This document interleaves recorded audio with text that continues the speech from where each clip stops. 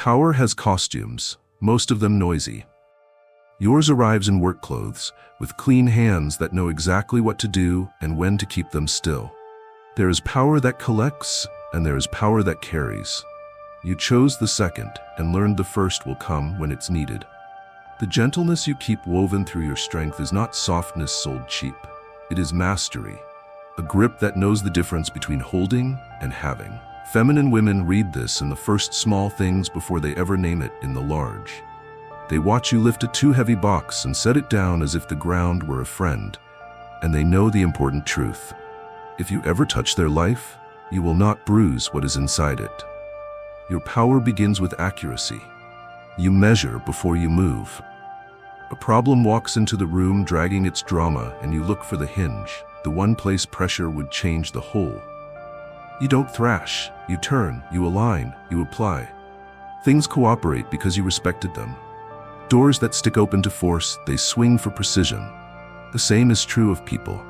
When you place a hand at the small of a woman's back, it is only because consent arrived as clearly as daylight and because your intention carries no freight of ownership.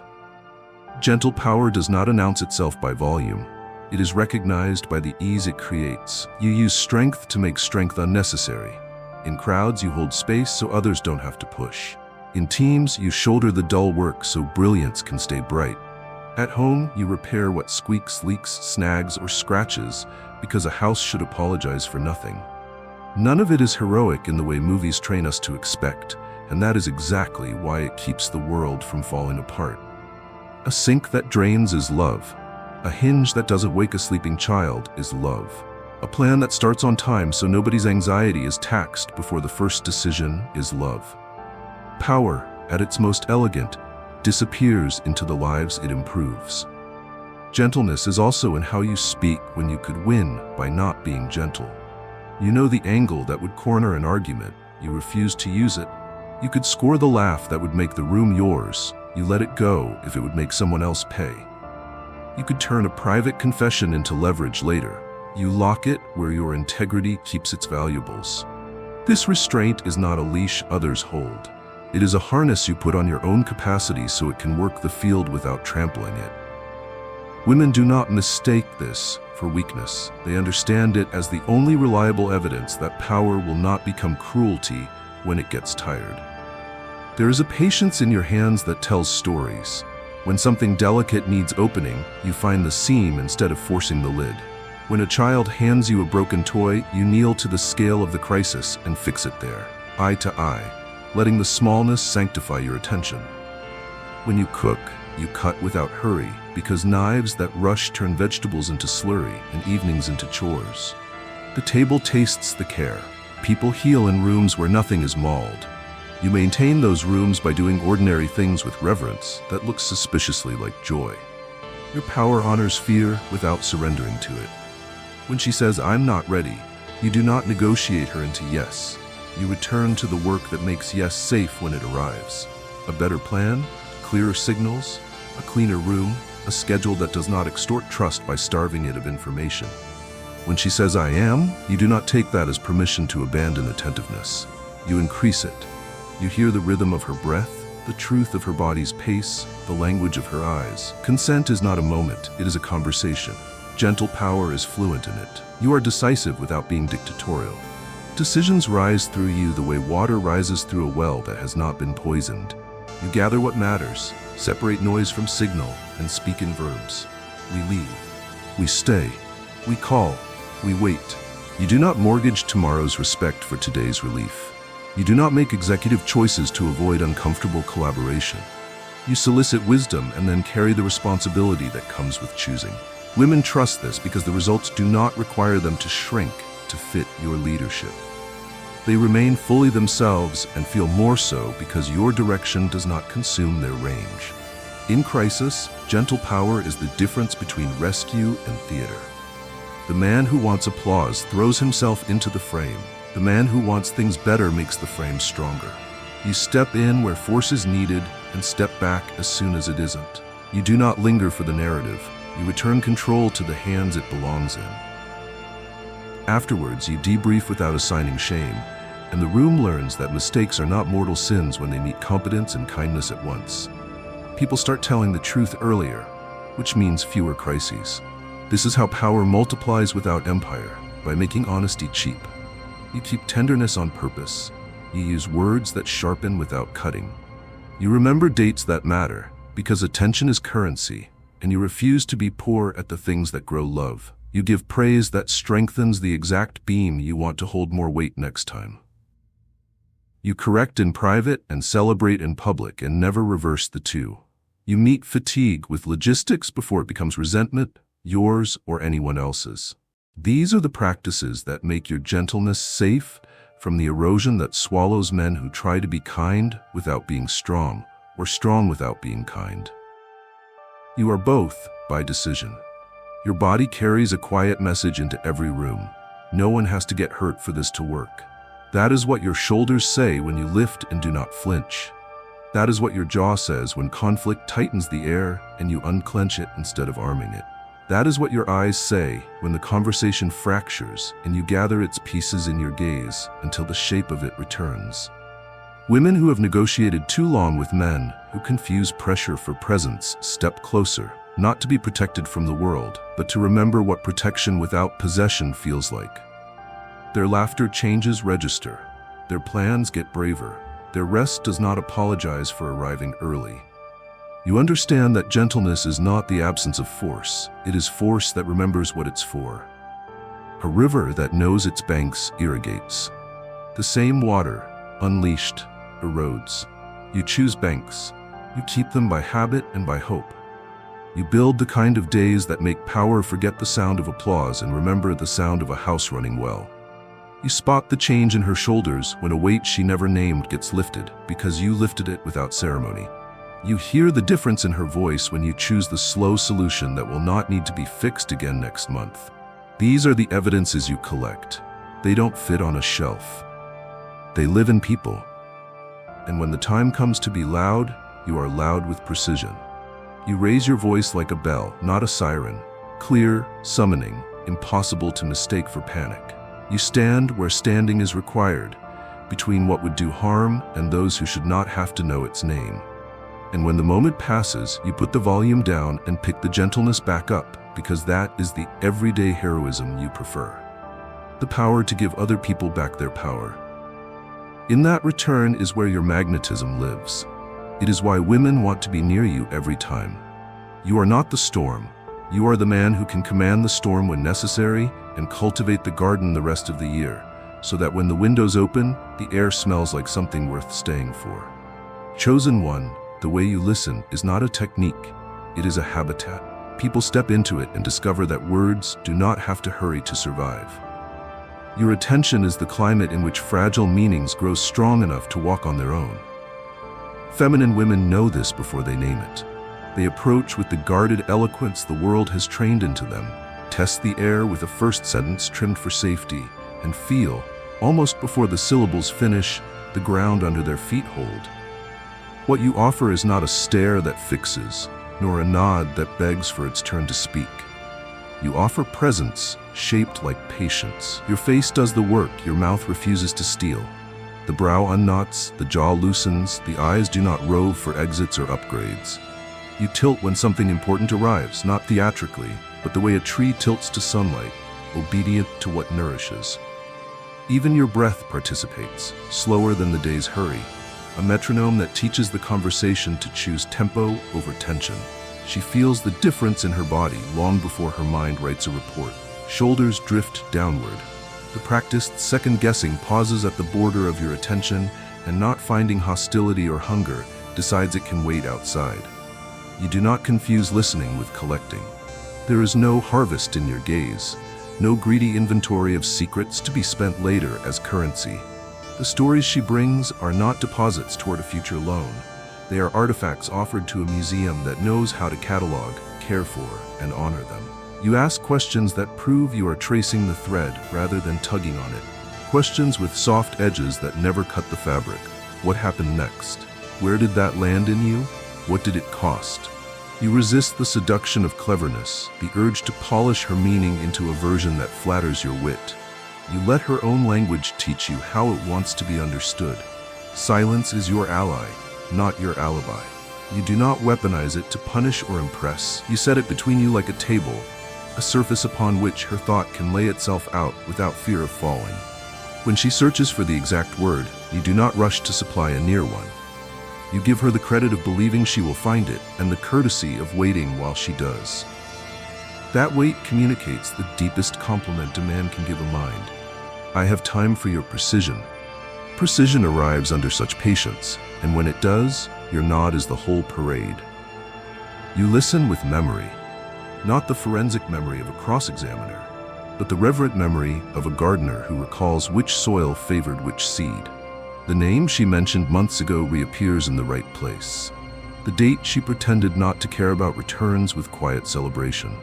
The detail about cinnamon over nutmeg, the preference for shade over sun, the way she shortens her stride when she's thinking, all of it lives in you without feeling surveilled.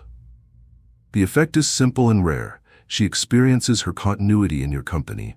The scattered chapters of her life begin gently to read like one book. When pain speaks, you do not turn listening into triage theater. Advice is the cheapest compassion, and you are not stingy enough to spend it carelessly. You listen until the wound is fully named. Then you ask what she needs: witness, wisdom, or help. If it is witness, you make a chair of your attention and let sorrow sit until it finishes its honest meal. If it is wisdom, you offer it in portions a human can digest, never shoveling answers to end your own discomfort. If it is help, you move in verbs, not speeches. And if she wants none of the three, you keep the confidence and keep the friendship. Two forms of love that don't expire because they weren't allowed to perform. You listen for what is said and for the music beneath it. The pause after a bright sentence that gives away the price. The laugh half a pitch too high that asks not to be left alone. The habitual apology that tugs like a loose thread at the hem of her worth. You do not pounce on these like a savior hungry for sainthood. You mark them like a cartographer, and in time, when trust has had its seasons, you bring the map back and ask if she wants to explore it with you. Exploration at your side never feels like an audit. It feels like reclamation. When disagreement comes, your listening grows even more deliberate. You do not wait for a gap to insert your argument. You let her finish the architecture of her thought. You walk around it with her, together observing load-bearing pillars and decorative arches, and only then do you place your own blueprint on the table. The difference changes everything. She does not feel demolished. She feels collaborated with. This is how minds remain lovers even when they occupy different rooms for a night. In groups, your listening scales without thinning. You track threads others drop, return questions to the person who is interrupted, translate the heat of one sentence into warmth the room can use. You are not the lifeguard who whistles rules from a high chair. You are the swimmer who moves water so others can breathe. Feminine women notice that their thoughts do not drown near you. They bring more of them, brighter and braver, until the gathering becomes what conversations wish to be, useful and alive. Perhaps the most radical thing about your listening is its lack of appetite. You do not consume experiences that are not yours. You do not feel entitled to the inside of every door your attention unlocks. Some rooms remain hers, and you honor that boundary with the ease of a man who believes abundance is real. Paradoxically, that restraint often earns you a key, not because you hunted it, but because you proved you would not turn entry into ownership. The body knows this before the head does. It relaxes. Relaxation and truth are close friends. Around you, they meet frequently. And when it is your turn to speak, your words make clear that you have been changed by listening. You do not return her story to her untouched, like a package you inspected and found irrelevant. You show her what you learned about her and about yourself in the act of receiving. Gratitude threads your sentences. Humility stands up straighter. Curiosity asks for more in a way that feels like generosity rather than demand.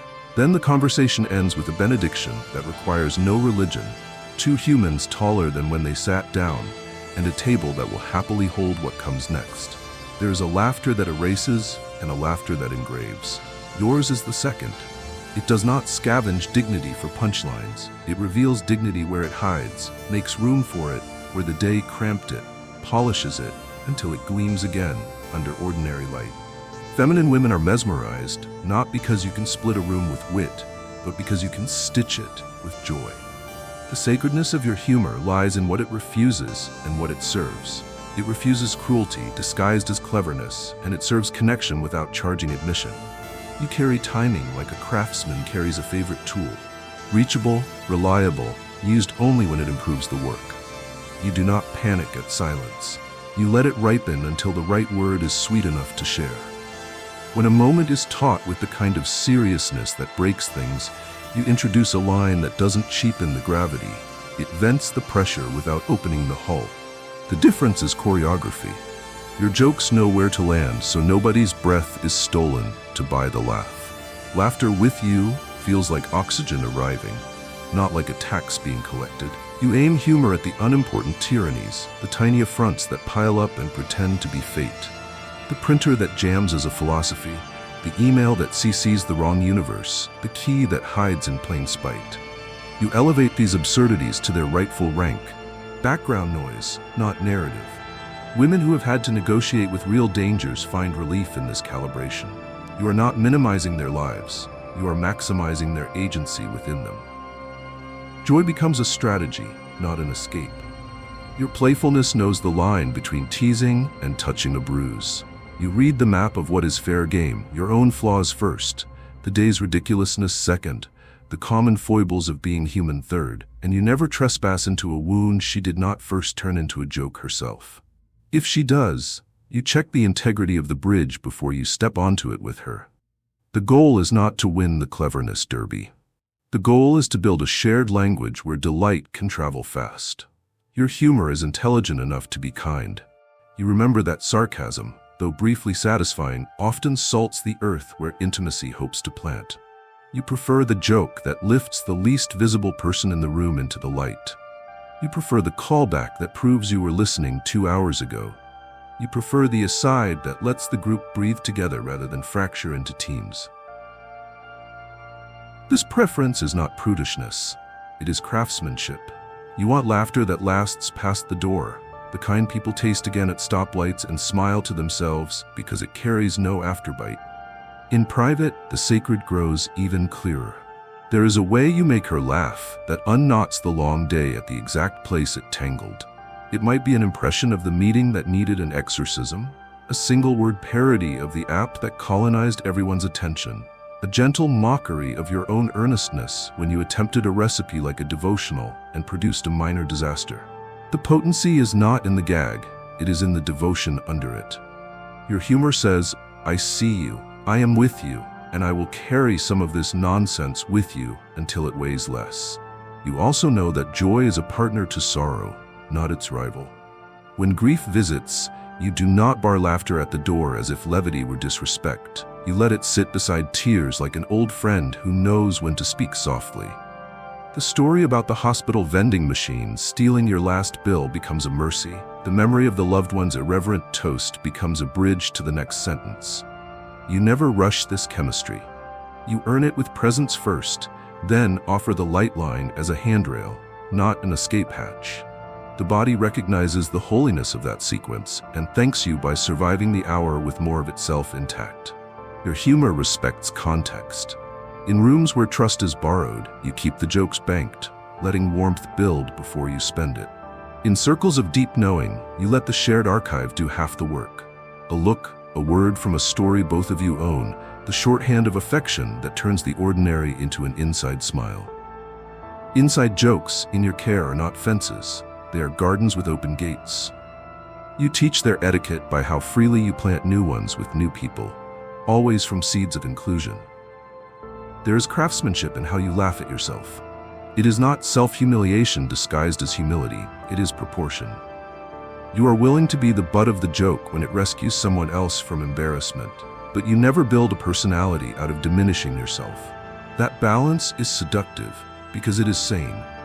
A man who can measure himself accurately, large enough to carry weight, small enough to fit inside community, is a man whose laughter does not need victims. You keep a catalog of the harmlessly ridiculous, and you curate it like a playlist for weary afternoons. the dog that sits like a disappointed coach, the toddler who negotiates with the rigor of a trade lawyer, the street sign whose arrow points in two directions and calls itself guidance. These are not distractions, they are tinctures. A few drops return proportion to a world drunk on its own drama. Feminine women, whose intuition reads the weather faster than most forecasts, gravitate toward the man who can move clouds without pretending to be the sky. And you honor the physics of joy. It is heaviest when shared. You pass laughter around the circle the way fire was meant to be passed. Hand to hand, careful to keep the light while protecting the fingers. You do not hoard punchlines. You set others up to land their own. The room learns to trust that fun will not be monopolized or weaponized. In that trust, permission multiplies. The quiet woman risks the ridiculous and wins. The serious friend grins with his whole face for the first time this month. You sit back, less conductor than gardener, and watch delight do what it was hired to do: heal. Even your goodbyes carry joy with them. You leave a line that will sprout later, a small seed that turns the next morning's commute into a private smile. You never overstay the laugh. You let it land, warm the moment, and then you move the conversation to something that matters, so the laughter recruits meaning and does not cannibalize it. Over time, the association writes itself into people's bones. Where you are, joy behaves well. It doesn't knock things over, it sets them upright. This is why your humor is sacred. It keeps human dignity near the center while everything else twirls. It refuses to extract. It insists on blessing. It makes rooms bigger without thinning anyone out. And so they want to be near you, not because you are a reliable circus, but because with you they remember that joy is a serious business, a structural beam, a way of telling the truth without drawing blood. They leave lighter and more themselves, and they come back as often as they can, because in your laughter they recognize a home where the soul can rest and play at once. There is a kind of strength that announces itself with noise, and a kind that reveals itself by what it refuses. Yours is the second. You do not reach because you can. You reach because you're invited. You do not press because you're eager. You press because the moment has earned pressure. In a culture that treats attention like a net and proximity like proof, your restraint is a rare grammar. It teaches the room a new sentence. Want can be real without being reckless. You learned this shape slowly, when impulse felt like momentum and urgency wore the costume of honesty. You made errors, and you made amends, and you built a system that could handle heat without scorching anyone. That system looks like boring habits from the outside. Scheduling, clear language, pauses you honor, exits you name before you need them. From the inside, it feels like freedom. Restraint isn't withholding, it is structure. Structure is what gives beauty room to breathe. Women sense the integrity first in small things. You arrive when you said you would, not early to unsettle, not late to test forgiveness. You listen with your eyes, not your phone. You close the loop on plans so she never has to carry the labor of guessing. When the conversation tilts toward vulnerability, you do not step closer just because a confession has opened the door. You ask if the door is for you. Wanting is not a license here. It is information you treat with care. Your compliments are tuned for truth. You do not spray admiration like cologne and hope the cloud does the work. You choose a single accurate note. Something about the way she solves, the way her voice steadies when she believes a thing, the way her humor lands without making anyone small, and you let that note ring. Restraint makes praise weighty. It becomes a beam the soul can stand on, rather than a balloon that floats away. She hears it and feels seen, not sampled. You give space without turning absence into strategy. Disappearing to manufacture longing is control in a clever jacket. You prefer respect. If you need time, you say so plainly. If you're done for the evening, you end cleanly. If you're interested, you make that legible without cornering. The clarity spares her from reading tea leaves no one planted and allows desire to grow in daylight. She returns to your company because you're leaving relieved, rather than amplified any fear. Boundaries are where your restraint becomes unmistakable. You can say no in a tone that keeps dignity on both sides of the door. You can receive no without turning it into a referendum on your worth. The refusal does not change your posture, it clarifies your path. This steadiness is a signal her nervous system trusts. The body knows when a man can hold disappointment without punishing someone for causing it. That knowledge drops guard faster than a dozen speeches on safety. The physical world tells the same story as your words. You pass through crowded spaces like water that refuses to flood. You angle your shoulders to make room. You let a moment of eye contact be only a moment unless it is matched. And if it is matched, you meet it with warmth rather than harvest. If touch arrives, it is because consent did first, and you treat consent as a conversation, not a checkbox. Pressure stays precise, timing stays human, attention stays broad enough to read her whole sentence rather than a fragment you prefer. When heat enters the scene, and it will, you do not let it dictate pace. Desire is an excellent engine and a terrible driver. You keep your hands on the wheel. You check in with words simple enough to answer honestly. You slow when honesty needs more air.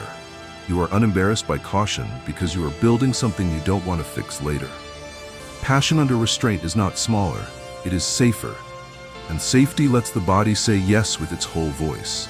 That yes echoes longer than anything taken by hurry. In conflict, restraint turns into respect's armor. You do not use sharp knowledge as a weapon. You do not bring past mistakes to a present argument just because they are reachable. You argue the point, not the person, and you land the plane before the fuel turns rancid. When you are wrong, you stop. You apologize specifically. You repair without demanding applause for the repair. That maturity is rare enough to feel like romance to anyone who has survived the opposite. She doesn't crave the thrill of volatility when she can have the quiet relief of being safe with a man who can govern himself. Restraint is generous even when you're at your best. You can win a moment and choose not to. You can make the joke and let someone else land it. You can be right and decide that repair ranks higher than victory. None of this is martyrdom. It is leadership that prefers harmony to headlines. In rooms where you are strong, your restraint invites other strengths to surface. Laughter becomes shared. Decisions stop being competitions. Pride returns to its rightful size. There is a deeper courtesy that grows from restraint. You let mystery breathe. You do not interrogate what she is not ready to say. You do not own what she offers freely as though it belongs to you now. You hold her stories like living things, not trophies. She realizes, with a quiet relief, that she can unfold at her pace, and you will not grow impatient with the tempo. That relief is the reason she finds herself laughing easier and thinking clearer and wanting to be near you again. Attraction here is not the spark alone, it is the shelter built around it. If you ever falter, and you will, you course correct without drama. You name where you overreached. You name what you'll change. You do not make your learning her burden. You go do the boring work of changing the gears that slid. Restraint is a practice, not a posture. Practiced, it becomes instinct. Instinctive, it looks like grace. She feels this in 100 little ways. In how you leave parties on time, in how you don't drink past judgment, in how you say you'll call, and then you do. The ordinary becomes a witness. Feminine women want to be around you every time, not because your restraint hides desire, but because it dignifies it. The respect in how you hold back makes what you eventually give priceless. It also makes refusal safe to offer without fear. She knows that the light in your eyes is not a demand.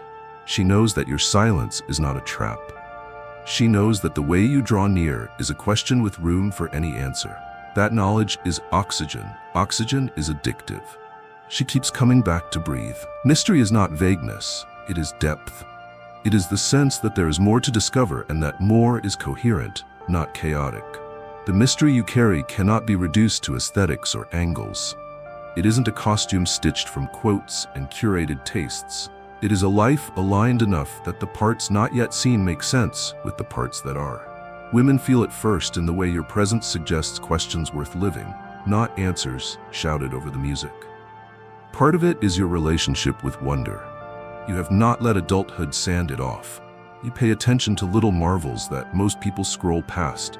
A shadow moving across a wall like time made visible. A sentence so clean you read it twice aloud. The exact smell that rain lifts from warm stone. You do not perform this attention. You give it privately, and it accumulates into a radiance that other people mistake for magnetism. They are drawn because wonder makes a person spacious. Spaciousness is a home for others. Another part is the way you hold contradictions without faking. You are ambitious and unhurried. You are disciplined and playful. You are devout to your values and curious about what you don't know. You can learn without melting, lead without hoarding, desire without devouring. These tensions do not cancel each other. They create dimension. Flat people are easy to predict and easier to forget. Dimensional people become landscapes, paths and overlooks, groves of quiet, ridges of resolve. She senses terrain when she stands near you, and terrain invites exploration.